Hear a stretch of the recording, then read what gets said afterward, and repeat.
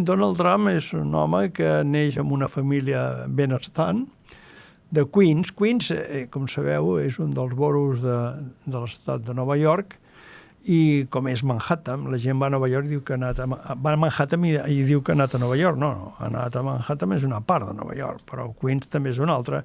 I dins de Queens hi ha una zona bastant noble, diguem-ho així, on hi ha unes cases amb jardí. Bueno, doncs aquest home neix en una família benestant. Neix d'un matrimoni bastant típic americà en el sentit de les seves procedències. Per part de pare és d'origen alemany. El seu pare ja va néixer als Estats Units, el seu avi no. El seu avi va ser un migrant que va venir d'Alemanya i que va anar a Califòrnia en l'època de l'or a Califòrnia i va fer bastants diners a base de petits hotels, alguns diuen acompanyats de prostíbuls, potser sí o potser no, és igual.